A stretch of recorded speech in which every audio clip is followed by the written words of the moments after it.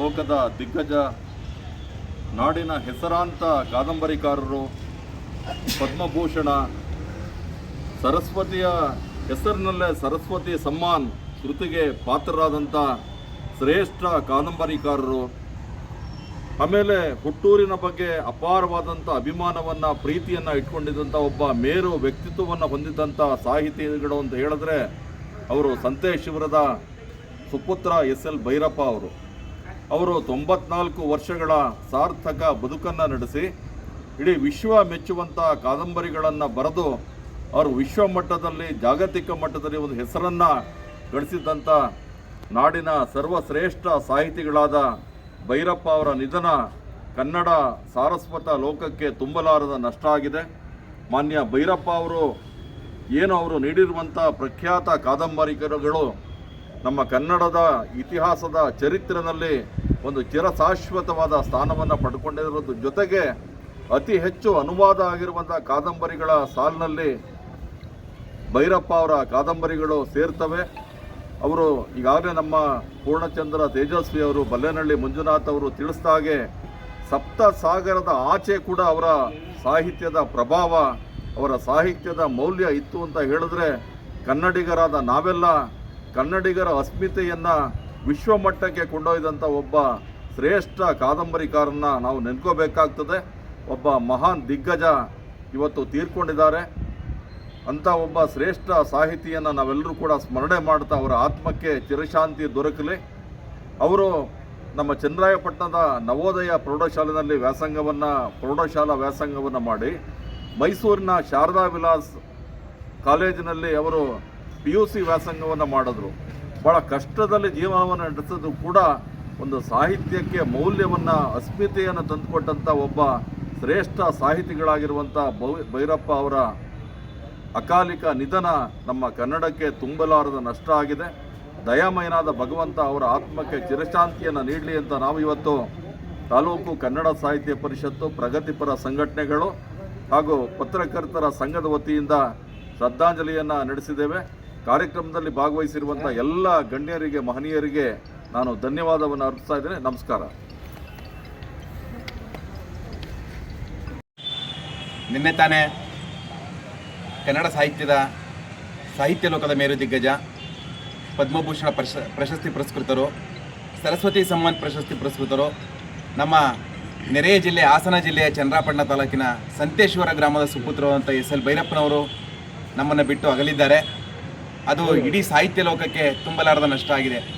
ಭೈರಪ್ಪನವರು ದೊಡ್ಡ ಸಾಹಿತಿಯಾಗಿ ಸಪ್ತಸಾಗರದಾಚೆಯೂ ಕೂಡ ವಿಶ್ವದಾದ್ಯಂತ ಅವರ ಓದುಗರನ್ನು ಸಂಪಾದಿಸ್ಕೊಂಡಿದ್ರು. ಬರೀ ನಮ್ಮ ರಾಜ್ಯದಲ್ಲಿ, ರಾಷ್ಟ್ರದಲ್ಲಿ ಅಷ್ಟೇ ಅಲ್ಲ, ವಿದೇಶದಲ್ಲೂ ಕೂಡ ಅವರು ಓದುಗರನ್ನು ಸಂಪಾದಿಸ್ಕೊಂಡಿದ್ರು. ಅಷ್ಟು ಅವರ ಬರವಣಿಗೆಗಳು ಈ ಕನ್ನಡ ನಾಡಿನ ಓದುಗರನ್ನು ಆಕರ್ಷಿತರನ್ನಾಗಿ ಮಾಡಿತ್ತು ಅವರ ಬರವಣಿಗೆಗಳು.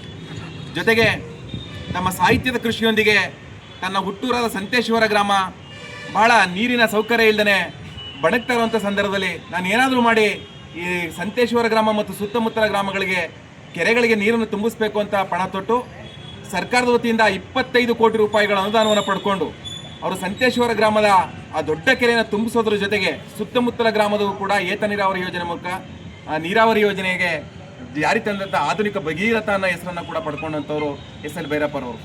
ಅವರನ್ನು ಇವತ್ತು ಅವರ ಅಂತಿಮ ದರ್ಶನ ಪಡಲಿಕ್ಕೆ ರಾಜಧಾನಿಯಲ್ಲಿ ಬಹಳ ಟ್ರಾಫಿಕ್ ಜಾಮ್ ಆಗಿತ್ತು ಅಂತ ಕೂಡ ಇವತ್ತು ಎಲ್ಲ ಮಾಧ್ಯಮಗಳು ವರದಿಯನ್ನು ಮಾಡಿ ಈ ದಿನ ಸಂಜೆ ಮೈಸೂರಿನ ಚಾಮುಂಡಿ ಬೆಟ್ಟದ ತಪ್ಪಲಲ್ಲಿ ಅವರ ಒಂದು ವಿಧಿವಿಧಾನ ಕಾರ್ಯಕ್ರಮಗಳು ಅವರ ಅಂತಿಮ ಕಾರ್ಯಕ್ರಮ ಕೂಡ ಏರ್ಪಾಡಾಗ್ತಾ ಇದೆ. ಅಂಥ ಒಬ್ಬ ಮಹಾನ್ ಚೇತನವನ್ನು ಕಳ್ಕೊಂಡಿದ್ದು ಸಾಹಿತ್ಯ ಲೋಕಕ್ಕೆ ತುಂಬಲಾರದ ನಷ್ಟ ಆಗಿದೆ. ಅದರಿಂದಾಗಿ ಅಂಥ ಒಬ್ಬ ಮೇರು ದಿಗ್ಗಜರನ್ನು ಇವತ್ತು ಎಲ್ಲ ಪ್ರಗತಿಪರ ಸಂಘಟನೆಗಳು, ತಾಲೂಕು ಕನ್ನಡ ಸಾಹಿತ್ಯ ಪರಿಷತ್ತು ಎಲ್ಲರೂ ಕೂಡ ಇವತ್ತು ಅವ್ರಿಗೆ ಭಕ್ತಿಪೂರ್ವಕವಾಗಿ ನಾವು ಅವ್ರನ್ನ ಸ್ಮರಿಸ್ಕೊಳ್ತಾ ಇದ್ದೀವಿ. ಅವರ ಆದರ್ಶಗಳನ್ನ, ಅವರ ಕೃತಿಗಳನ್ನ ಓದೋದ್ರ ಮುಖಾಂತರ ಅಷ್ಟೇ ಅಲ್ಲ, ಊರಿನಲ್ಲಿ ಅವರ 27 ಕಾದಂಬರಿಗಳನ್ನು ಕೂಡ ಸ್ತಬ್ಧ ಚಿತ್ರವನ್ನು ಮಾಡಿ ಮೆರವಣಿಗೆಯನ್ನು ಮಾಡಿದ್ದು, ಮತ್ತು ಅವ್ರ ಊರಿನಲ್ಲಿ ಅವರ ತಾಯಿಯ ನೆನಪಿನಲ್ಲೂ ಕೂಡ ಒಂದು ಸ್ಮಾರಕವನ್ನು ಕೂಡ ಅವರು ಒಂದು ಕಟ್ಟಡವನ್ನು ಕೂಡ ಕಟ್ಟಿಸಿ ಅಲ್ಲಿ ಸಾಹಿತ್ಯದ ಚಟುವಟಿಕೆಗಳು ನಿರಂತರವಾಗಿ ನಡ್ಕೊಂಡು ಹೋಗುವಂಥ ಕೆಲಸವನ್ನು ಕೂಡ ಮಾಡಿದ್ದಾರೆ. ತನ್ನ ಹುಟ್ಟೂರಿನೊಂದಿಗೆ ಅವಿನಾಭಾವ ಸಂಬಂಧನ ಇಟ್ಕೊಂಡಂಥ ಭೈರಪ್ಪನವರಿಗೆ ಇವತ್ತು ಕೃಷ್ಣರಾಜಪೇಟೆ ತಾಲೂಕು ಕನ್ನಡ ಸಾಹಿತ್ಯ ಪರಿಷತ್ತು ಮತ್ತು ಎಲ್ಲ ಪ್ರಗತಿಪರ ಸಂಘಟನೆಗಳು ಜೊತೆಗೆ ಇವತ್ತು ನಮ್ಮ ಅದೃಷ್ಟ ಅಂತ ನನಗೆ ಮಾಜಿ ಶಾಸಕರಾದ ಕೆ.ಬಿ. ಚಂದ್ರಶೇಖರ್ ಅವರು ಕೂಡ ಇವತ್ತು ನಮ್ಮ ಈ ಒಂದು ಶ್ರದ್ಧಾಂಜಲಿ ಕಾರ್ಯಕ್ರಮಕ್ಕೆ ಆಗಮಿಸಿದ್ದಾರೆ.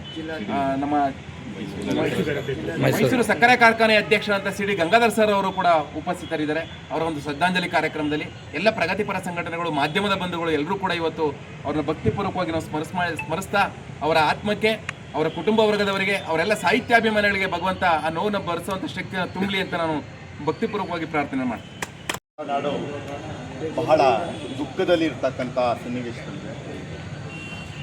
ಕನ್ನಡ ಸಾಹಿತ್ಯ ಲೋಕದಲ್ಲಿ ಆನಾಕ್ರು ನಂತರ ಕಾದಂಬರಿ ಕ್ಷೇತ್ರದಲ್ಲಿ ಮಹತ್ತರವಾದಂತಹ ಹೆಸರನ್ನು ಗಳಿಸಿದಂಥವರು ಎಸ್ ಎಲ್ ಭೈರಪ್ಪನವರು. ಎಸ್ ಎಲ್ ಭೈರಪ್ಪನವರ ಕಾದಂಬರಿ ಅಂದರೆ ಜಗದ್ವಿಖ್ಯಾತ. ಇಡೀ ಪ್ರಪಂಚದಲ್ಲಿ ಎಲ್ಲ ಪ್ರದೇಶಗಳಿಗೆ ತೇಜಸ್ವಿ ಹೇಳಿದಂಗೆ ಸಪ್ತಸಾಗರಗಳನ್ನು ದಾಟಿ ಅವರ ಕಾದಂಬರಿ ವಿವಿಧ ಭಾಷೆಗಳಿಗೆ ಅನುವಾದ ಆಗಿದೆ. ಕನ್ನಡ ಭಾಷೆಯಿಂದ ಒಂದು ಭಾಷೆಗೆ ಅನುವಾದ ಆಗಬೇಕು ಅಂದರೆ ಅದು ಪ್ರಸಿದ್ಧವಾಗಿರ್ತದೆ. ಅಂತಹ ಒಂದು ಕಾದಂಬರಿ ಇಂಗ್ಲೀಷ್ ಸಾಹಿತ್ಯದ ಜೊತೆಗೆ ಭಾರತದ ಎಲ್ಲ ದೇಶೀಯ ಭಾಷೆಗಳಿಗೂ ಅದು ಅನುವಾದ ಆಗಿದೆ. ಪರ್ವ ಅಂತಹ ಒಂದು ಕಾದಂಬರಿ 45 ಭಾಷೆಗೆ ಅನುವಾದ ಆಗಿದೆ. ಇಡೀ ಪ್ರಪಂಚದಲ್ಲಿ ಇವತ್ತು ಪರ್ವ ಕಾದಂಬರಿ ಅಂದ ತಕ್ಷಣ ಎಸ್ ಎಲ್ ಭೈರಪ್ಪನವರು ನೆನಪಾಗ್ತಾರೆ. ಅಂತಹ ದೊಡ್ಡದಂತಹ ಸಾಧನೆಯನ್ನು ಮಾಡಿದಂಥವರು ಎಸ್ ಎಲ್ ಭೈರಪ್ಪನವರು. ಅಷ್ಟೇ ಅಲ್ಲ, ಅವರು ಸಾಹಿತ್ಯ ಸಮ್ಮೇಳನದ ಅಧ್ಯಕ್ಷರಾಗಿ ಕನಕಪುರದಲ್ಲಿ 69ನೇ ಸಾಹಿತ್ಯ ಸಮ್ಮೇಳನದ ಅಧ್ಯಕ್ಷರಾಗಿದ್ದು, ಕರ್ನಾಟಕ ರಾಜ್ಯೋತ್ಸವ ಪ್ರಶಸ್ತಿ ಅವರಿಗೆ ಬಂದಿತ್ತು, ಅಂತಾರಾಷ್ಟ್ರೀಯ ಗೌರವಗಳು ಬಂದಿದ್ದವು, ನೃಪತುಂಗ ಪ್ರಶಸ್ತಿ ಬಂದಿತ್ತು, ನಾಡೋಜ ಪ್ರಶಸ್ತಿ ಬಂದಿತ್ತು. ಯಾವ ಪ್ರಶಸ್ತಿ ಅವ್ರಿಗೆ ಬಂದಿಲ್ಲ ಅನ್ನುವಾಗಿಲ್ಲ.